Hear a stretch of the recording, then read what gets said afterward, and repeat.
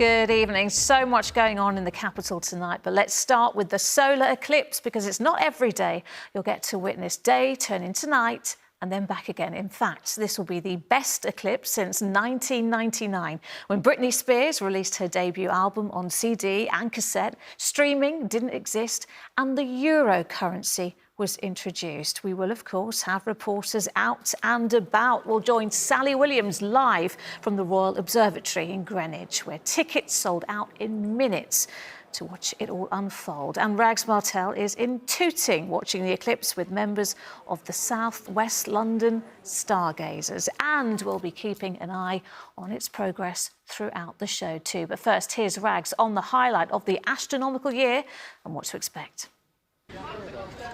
Everything has become about the sun and the moon. Londoners taking on this partial eclipse with a totality of devotion. At Whitechapel, queuing round the corner and through the night, getting ready to watch, buying one pair for £10 a pop. And at the home of space and time in Greenwich, the stars are aligned. How special is tonight? It's pretty special. I mean, we see eclipses fairly regularly, but not of this calibre. So to have one that is going to be, tonight is going to be 91% of the sun's light is going to be covered from here in Greenwich. That is special stuff. It's a very, very special day. I think not just for people who are into astronomy. I think it's for everyone. It confirms our place in the universe, if you like. It makes us realise that there's bigger things out there other than the stuff that goes on the Earth. It allows everyone to look up and share the same sky. And this, one of the best ways to watch, a telescope with an ultraviolet filter. It's particularly good for showing the sunspots. Another one has popped up in the course of the last hour or so. They look like they're tiny. They're as big as the Earth. And like everywhere else, eclipse glasses completely sold out. They've sold 15,000 of them. And they've also sold all their tickets to watch from here tonight. And if there aren't enough glasses to go round, why not share them? The eclipse is going to last in total for over an hour or so. The first contact is at just after 6 o'clock and then it will finish finally just after 8 o'clock. So I would say not to hog them all to yourself, but definitely share them around so everyone can get a view. So with glasses hopefully ready, telescopes pointed, all that's left is for London to look up safely.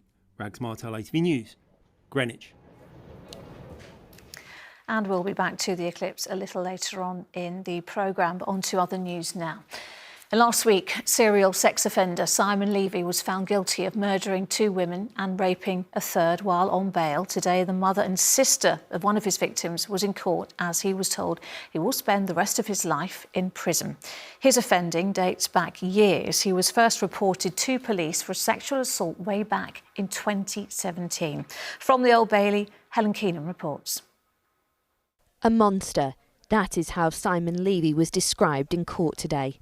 The serial sex offender and murderer from Tottenham who smirked at his sentencing. He murdered Carmenza Valencia Trujillo and Cheryl Wilkins in London last year and violently raped a third woman. This is the moment he is finally stopped. I know that I haven't done anything. Despite his denials, he stayed silent in his trial. Now he will never leave prison after being given a whole life order. You are someone who appears to have a morbid fascination with sex, rape and crime. There is a striking similarity between the deaths of Carmenza and Cheryl. You had sexual interaction with them and both are then found dead in an almost identical position. Carmenza Valencia Trujillo came to the UK for a better life before Levy took hers. Here he's seen on CCTV stalking her, her body found in an estate in Southwark. Okay, you're under arrest on suspicion of murder, okay? Tracking him down through DNA, despite his history of sexual offending and previous prison sentences, he is released on bail, leaving him free to find his next murder victim, Cheryl Wilkins. Here, Levy is seen entering this car park with her in Tottenham. Her body was found there the next morning. Residents have long called for better protection for women at this car park. Simon Levy, he was a local Tottenham person. He would have known that this is commonly where sex workers are operating from, and it gave cover to his crimes because he would have known that there's no CCTV. And that makes it even more heartbreaking for us to know that all of those warnings were missed. Levy, a registered sex offender, was being monitored by the Met at the time of the attacks.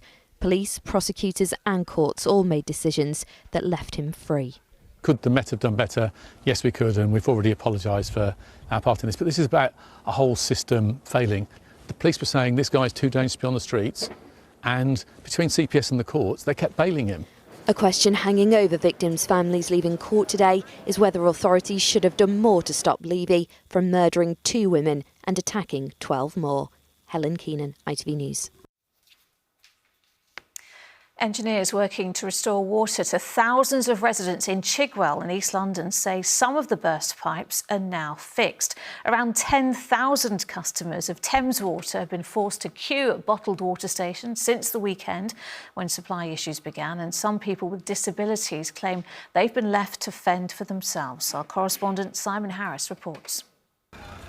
Thousands of Londoners deprived of running water in their homes now had to endure gridlock on their roads. Long queues built up at the 3 sites where Thames Water was handing out emergency supplies of bottled water, including this one in Fairlop. This is our 3rd water run now because we came the other night and we got to the point and it was already closed by the time we got there, and at that point we were queuing for 2 hours. I think it's quite ridiculous if you're just picking up a few litres of water. Why is it taking so long? Obviously there's people queuing up here that aren't even here for water, that are just trying to get to where they're going. Thames Water estimated up to 15,000 homes and businesses in and around Chigwell lost their water when the first of 4 pipes burst on Sunday. Lorry loads of bottled water have been shipped in, but handing it out was slow going. It's coming up to midday. The water bottle station has been open for almost 3 hours and there's no sign of the queues getting any shorter. And all the time, it's getting hotter.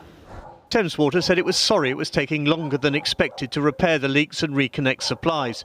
But Labour-run Redbridge Council accused the company of leaving residents in the lurch. They started on Sunday, it's now Wednesday, and we think that there are around 3,600 residents still affected by this. Is there more the council could have done? I think we've done everything we can. We've actually offered Thames Water volunteers at their sites and they've refused. It's only today that they've accepted that they will have those volunteers. Nicola, a mum of 6 who's registered disabled, says she spoke to Thames Water and was told bottles would be delivered to her home in Loughton.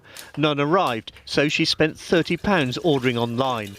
I've had to buy all this myself from Nisa up the road, order on Just Eat, get it delivered. You know, they said they were going to deliver me some water. They haven't delivered us some water. I'm disabled, I'm housebound, I can't get out, I don't drive to go and get the water. You know, so yeah, it's been chaotic really. Tonight, Thames Water said 3 of the 4 broken pipes had been repaired, but the final one was proving trickier to fix. Simon Harris, ITV News, Woodford. Some other news now. Around 100 firefighters have been tackling a fire at an industrial estate in Barking. Crews were called out to a fire at a warehouse on Ripple Road just after midday. Local residents have been advised to keep doors and windows closed. And Oxford Street will be among the first high streets in the country to have permanent live facial recognition technology. The cameras, which will be attached to street furniture like lampposts, scan the faces of people and passers-by and companies, and which compares them with a watch list of wanted suspects. The Met has previously trialled the technology in Croydon, where 173 arrests were made. The technology is also being trialled at some tube stations this month. All right, now, with 4 top 10 albums and a Brit Award behind them, Jungle's decade of music has seen them rise from festival favourites to arena headliners. Not bad for childhood friends who grew up next door to each other in Shepherd's Bush. Before we speak to Josh, Tom and Lydia, here's how you know them best.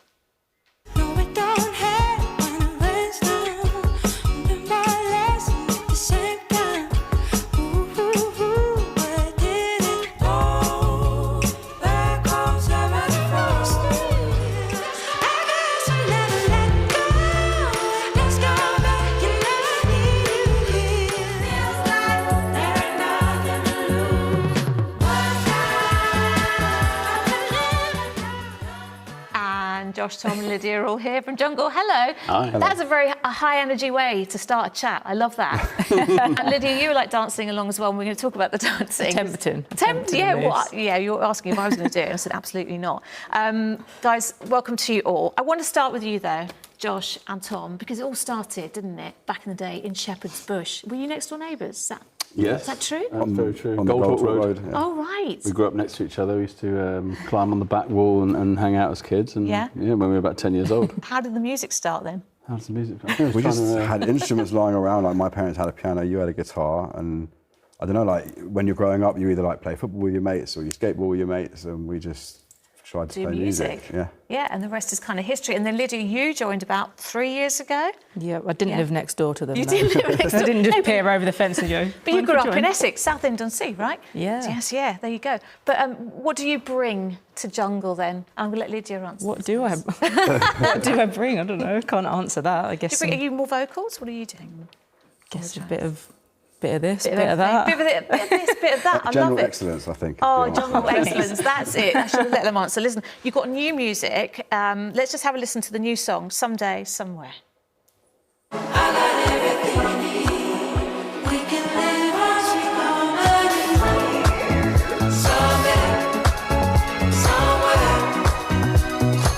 Not only were you dancing before, but you were like singing along to that track, which I really, really like. So this is new music, so new album, I'm assuming as well. Yeah. Our new album's out this Friday. It's called Sunshine. We're very proud of it, and we've some incredible videos for it, as you can see here. Can we talk about the videos? Because now, who directs? One of you directs. Yes, with our good friend Charlie Di Placido. This is why you're bigging up the videos. Go watch the videos. They are fantastic. They're fun. They're full of fun. Yeah. So, what was the thinking behind it? Were you always going to do every song? You were going to do a kind of dance routine? Yeah, we were always inspired by dance music videos growing up because it had so much inspiration in it. So we just thought let's just do dance. So we did one video back in the day, and then we just kept the thing going. Yeah. This is Casio. This is one that you directed, isn't it? Yes. Yeah. It's one of our favourites. This is one of your favourites. Why? It just got so much soul. It was a one take in a room, we did it literally on the back of another video, so it literally cost us nothing back then. Wow, one take. Things have changed. Things have changed. Things have changed. You know what? That's what I love about doing the news, because at least it's live. You only get one chance. That's good. Yes. Let's talk about the Brit Awards as well, because that was a really special moment for the band, and that was back in 2024, a couple of years ago. Best Album Award? Was it Best Album Award? British Group. Best British Group Award. I gave you a different Brit Award then, but it doesn't matter. Brit's a Brit. Look at that. I mean... We met Green Day. I was excited about that. How does it feel to be on stage receiving a Brit Award? It is very special. It's surreal. It's not about the accolades for us. We're lucky enough to be able to do what we love full time and make a living out of it. But I think just to be to be recognised and to have that moment together, and it's a nice way for us to celebrate our own hard work over the last decade and a bit. Who gets the award, or did you all get one? I always want to know. They made one each. You do get to get one each. Where do you keep them all? Mine's on top of my piano. Oh, apt. Mine's on a shelf. Where? Someone else's house. On a random shelf. Josh? Another shelf. Another shelf. I think they do work on shelves awards. That's true. Yeah, they look good. Listen, we were talking about the dancing and the choreography and the music, and a lot of your fans have taken to TikTok and other platforms as a kind of homage to the dancing. Let's have a look.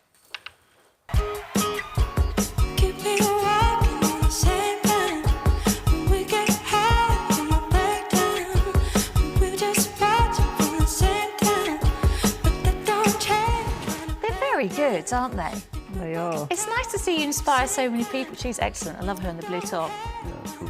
These two have given it some. Yeah, I remember this one actually. Oh, do you? That was the one of the early ones. Basically, at one point in that fourth album campaign, our manager just messaged us being like, "Does anyone have a TikTok account?" We were like, "Nope."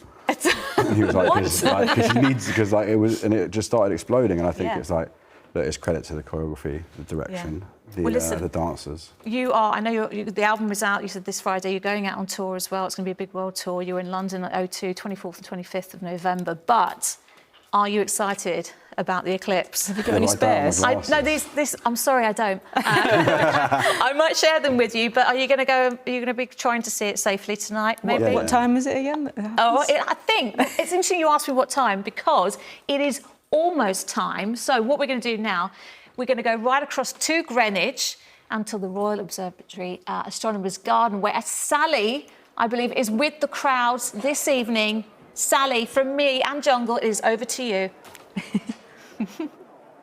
Thank you. Yes, welcome to Greenwich Royal Observatory, the home of time, but also the birthplace of modern astronomy. So what a perfect place to see the eclipse from, but not just because of the history, but because we can see the sun right there, just to my right. It's a fabulous view. And yes, people have been gathering here. Now, before we go on to the eclipse, let's just talk you through a timeline for this evening. And we have got a little graphic that should help us. So let's take a look at that now. And you can see that although the eclipse starts in a moment, it's not actually until 6:40 that there'll be some temperature changes. Then about 10 minutes later at 6:50, the sky might start to seem a little bit darker. By about 7:10, possibly animals and plants may change their behaviour.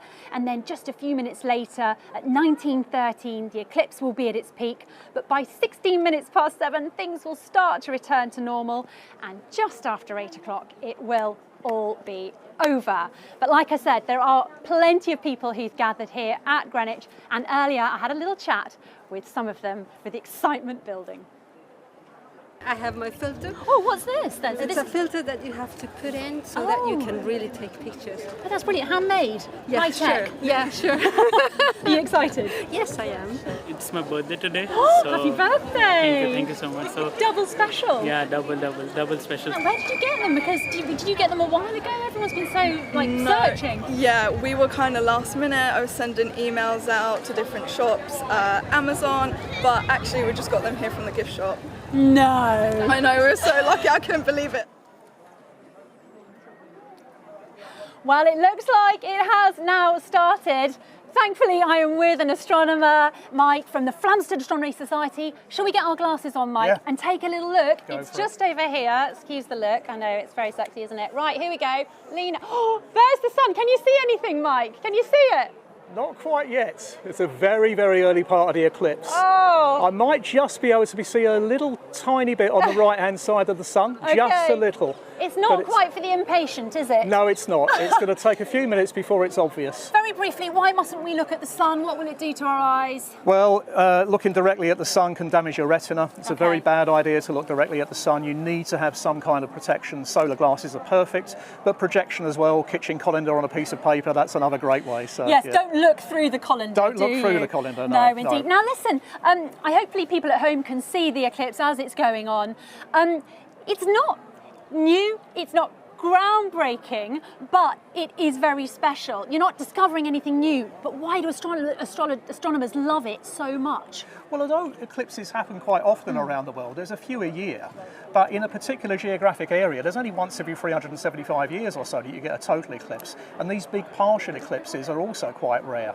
We had a couple in the UK, 1999, but we were clouded out for most of the country. 2015, I remember vividly here, we had an 84% eclipse, clouded out again. Ah! So tonight, well, fingers crossed at the moment, we're looking good. Well, you can thank me later, Mike. Yes, you're when you welcome. saw the forecast for this, you must have been absolutely over the moon. It really was. I mean, I try and avoid looking at forecasts when it's coming up to big astronomical events. I do, because you get disappointed so many times, but we're looking good tonight. We're looking good. I'm hearing some cheers out there, so I think I'm getting a feeling. Oh, come on, let's get the glasses back on and have another quick look. Okay, here we go. Oh, yes, I can see it. Yes, I can see everyone just a tiny bit starting to edge in. If my kids are at home, do not look at the sun. I failed to get them glasses. So most people are looking through things like these. Others are looking through really kind of high-tech gear. Yes. What is it about the eclipse that excites us so much? Well, it's a shared experience. It's something, that everyone around the world can look at the same time. We all share the same sky. We can forget about our troubles for a little while. And it's a wonderful thing to share. And it's great when you're doing it with big events like we're running here today. We're going to have thousands of people here, and there's a great atmosphere. And millions of people seeing it around the world, actually, because it's not just the sky, but it's the timings as well. Like, if it had been a bit later, it might have just dipped below the horizon, and we'd have been a little bit unlucky. That would have been unfortunate. Mike, please, I would love to know your favourite fun fact about the solar eclipse. Oh, well, I think the best one that I know of is goes back a bit. 1868, there was an eclipse which was observed in India, biophysicist Janssen. Right. And he took a spectrum of the sun at that time and discovered a yellow spectral line that hadn't been seen before. Yeah. And when it was analysed with him and Norman Lockyer, they discovered that this was a new element, and that element was helium. Oh, the balloon element. Sorry, scientifically speaking. It was discovered on the sun before it was even found on the Earth. So That's I love incredible. that. That is a great fact. Listen, I remember 1999, and the one thing I remember about it is that it didn't get that dark. How dark will it get tonight? I think it will get a bit like dusk. It's difficult because the sun is obviously already setting, so the light levels are already dropping. But I think we will get a discernible effect tonight because there's quite a lot of the sun that's been covered. 91% is a lot, but still 9% of the sun is still very bright, which of course is why you have to use sun protection.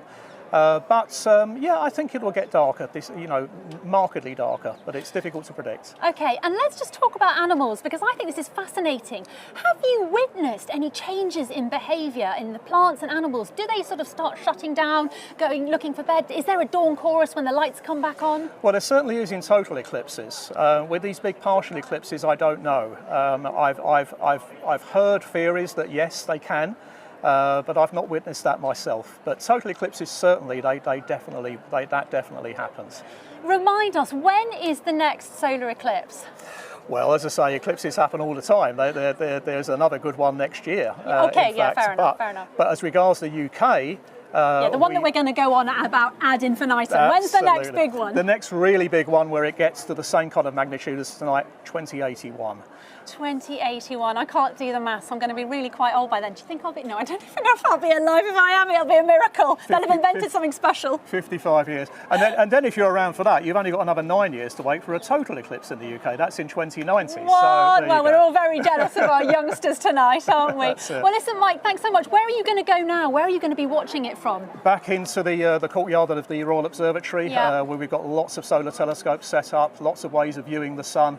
And just get that shared experience. That's going to be brilliant. Well, let's have one last quick look at the moment. Oh, it's definitely coming across. Oh, awesome. It is a beautiful Looking thing. really These good. glasses are amazing because it's completely black. Listen, thank you so much, Mike. Really appreciate it. You're We're welcome. going to do a little bit of weather, but before we do, I'd just love you guys to send us your photos of the eclipse. So if you can, email them to this address. Hopefully I've got it right. Contact us at itvlondon.com. Thanks so much for watching. Now here we go with the heat that's coming. Let's take a little look at the weather.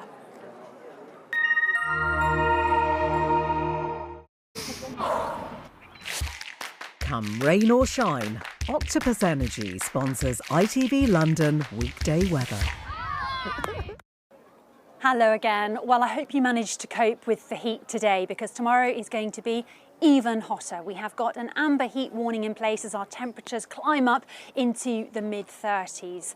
No wonder these little birds will need a bath. We are in the middle of our 5th heat wave of the year so far. You might be pleased to hear it's cooling down as we go into the weekend, but it is looking like it'll stay pretty dry. So let's take a look at the detail, and you might have heard this evening we've got an eclipse going on. Lots of clear skies for that, and the temperatures are going to stay really quite mild overnight, get a little bit more humid. In fact, by the end of the night, some areas might not have dropped below 20 degrees, and that means for some it will be a tropical night potentially. So as we go into tomorrow, it's warmer from the off, and those temperatures are going to build a stonker of a hot day. Lots of sunshine around, maybe a little bit of high cloud later on. It'll probably be a bit less hot by the coast, but it's hotter across the board, and inland we could get up to 36 or even 37 degrees, hence that extreme heat warning. Now let's take a look at the pressure chart. You can see that at the moment we've got this warm air coming up from the continent, but as we go through to Friday and the weekend, that cold front, it weakens, but it sort of comes through, brings more cloud later on Friday and the weekend, and those temperatures come down as we go through the weekend, still a bit above average. We might get a shower on Saturday, but for most of us it'll probably stay completely dry once more. But that is it from us all here in Greenwich. Have a super evening, and if you can, enjoy the eclipse. Cheerio. Octopus Energy sponsors ITV London weekday weather. Thanks, Sally, and that is it from us. The evening news is next with Mary, but for now, from all of us on the London team, enjoy your evening, enjoy the eclipse. Bye-bye for now.